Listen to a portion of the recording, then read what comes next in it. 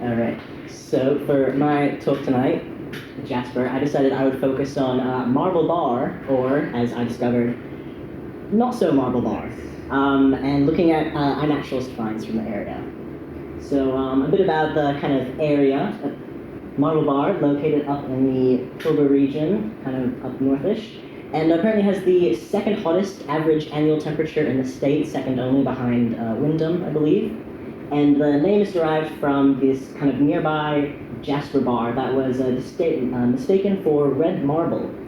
And I know we are an insect society, not a mineral group, so I will kind of ask volunteers in the audience, but to give a bit of a distinguishing, this is kind of natural red striped jasper here, and then some kind of polished slightly, because I genuinely could not find pictures of, I guess, red marble that hadn't been polished. It seems to be all countertop stuff.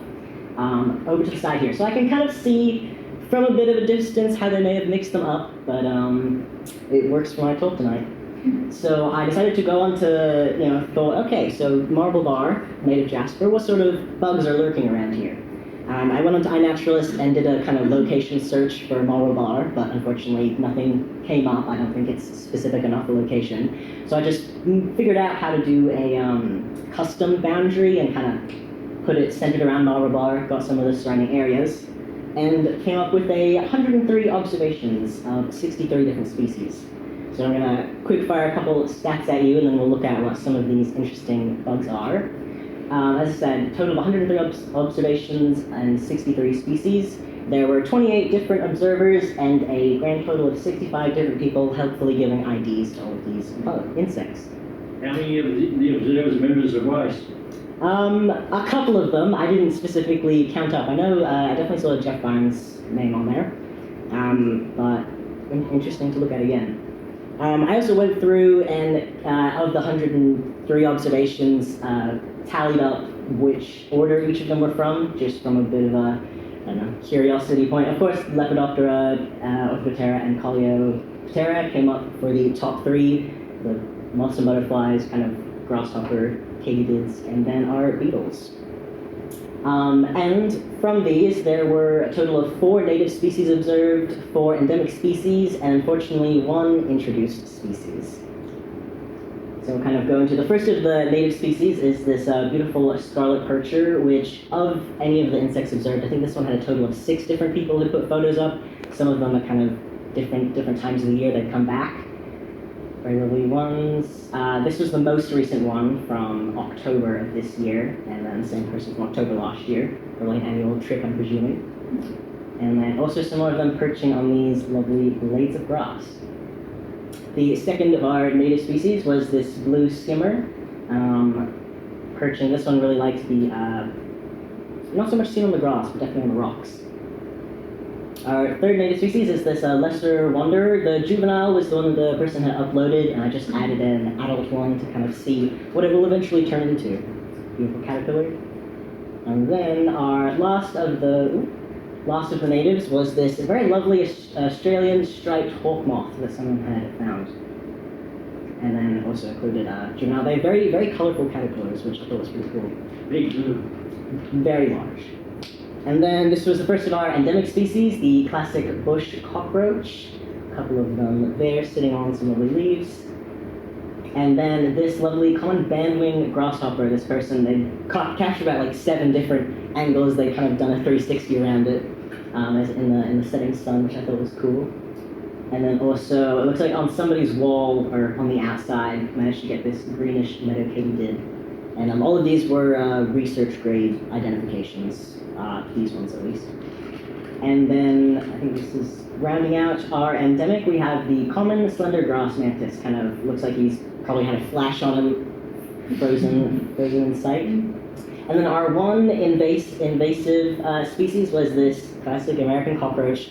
Although interesting to see that there was a bit of back and forth in the ID history of kind of American cockroach, and then asking, so what sort of guides did you use to identify it as American versus Australian? Which, I mean, it does look like an American cockroach, but it was research grade, but not a unanimous decision by the editors.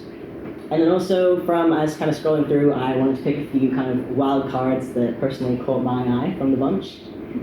There was this really lovely, this was kind of right towards the end of the list, this sundew bug on some Drosera. You can see they're kind of glistening ones.